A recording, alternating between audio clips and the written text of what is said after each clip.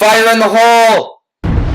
Hello, Mr. Lewis. My name is Matthew Minchella, and it seems that our online grade 12 English course has exposed me to both the realities of World War I and Timothy Finley's novel, The Wars. This novel was the catalyst for me choosing a poem by Marjorie Pickthall that also deals with the realities of war. The poem, entitled Marching Men, describes the noble effort of our soldiers in World War I, fighting in an oftentimes uphill battle. I would like to read it to you now. Marching Men by Marjorie Pickthall. Under the level winter sky, I saw 1,000 Christs go by. They sang an idle song and free, as they went up to cavalry. Careless of eye and coarse of lip, they marched in holiest fellowship. That heaven might heal the world they gave, their earth-born dreams to deck the grave. With souls unpurged and steadfast breath, they supped the sacrament of death. And for each one, far off apart, 7 swords have rent a woman's heart. In this poem, Pickthall takes a pro-war stance and glorifies the efforts of our war soldiers in their attempt to rid the world of injustice. There is something about war poetry that I really enjoy, as it truly pulls on my heartstrings. The scene in the poem, Marching Men, describes a kind of horrible beauty, a mixture of the horror of mass death with the beauty of the brave soldiers. This shows a paradox as it contrasts opposite emotions. When I read this poem, I don't know if I should cry or applaud. Pickthall definitely takes the high road in this poem and commemorates the war efforts of these brave men, even if the inevitable will happen. Pickthall uses an abundance of imagery in this piece. From a formalist perspective, many metaphors are used to create a picture of reverence for these soldiers. Quote, I saw 1,000 Christs go by. Compare these brave men to Jesus when he gave his life for the good of others. They sang an idle song and free, as they went up to Calvary, is another strong religious metaphor comparing this march to Jesus' last steps, carrying the cross on his back to the site of his eventual death. This is also an allusion, as it references religious events. Pickthall is in a sense immortalizing the actions of the men who will most likely die during their brave efforts. Pickthall continues with her imagery as seen in the line, they march in holiest fellowship. Again, the metaphor suggests that their march is done in the name of God to protect a greater good, to save humanity from the evils of this world. The line, that heaven might heal the world, they gave their earthborn dreams to deck the grave, suggests that the soldiers gave up all of their earthly plans of marriage, raising a family, and the like to die for the cause that they believed in. According to Pickthall, they became martyrs in their effort to rid the world of the evil enemy. And finally, in the poem's last stanza, even more imagery is seen in the lines. With souls unpurged and steadfast breath, they supped the sacrament of death.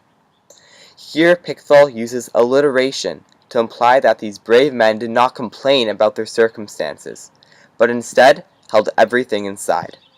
This passage brings to mind the short film Men in Black that I reviewed earlier on in my grade 12 English course.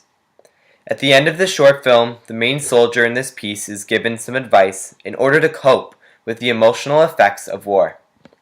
He is told to put all things that bother you and keep you awake at night in a shoebox. Put a lid on it and deal with it later. Pickthall's poem is describing a group of soldiers who are doing exactly that in order to protect themselves from the horrid realities of war. The short story, The Dragon, is also an example of a person who bottles up all of life's troubles in order to delay dealing with these emotions. This troubled psychiatrist puts a lid on all of his patients' problems and ills, only to have them all released at the most inopportune time. In the end, his inability to deal with the evil in the world cost him his job and jail time. Pickthall definitely holds these soldiers in high esteem, and after doing a little research on her, I understand why. Marjorie Pickthall was in love with a young soldier who lost his life at war while protecting the freedoms of the world. The poem Marching Men was her way of immortalizing his war effort, to justify his death in achieving a greater good in the end. My communication task number 3 for my online English course required me to write a war poem. My poem was entitled Choices, where I described a young man who slowly but surely loses his ability to feel and love. The destruction and carnage that he witnesses on the battlefield numbs his awareness of things that were both good and bad. He becomes, in a sense, zombie-like to protect himself from feeling the hurt and pain that surrounded him. He realized in the end that he had made the wrong choice to participate in war. I can't help but think of the spin that Marjorie Pickthall has created in this poem, Marching Men, in order to justify the deaths of these unsuspecting soldiers. World War I was in truth one of the greatest disasters and wholesale slaughters of an entire generation of young men.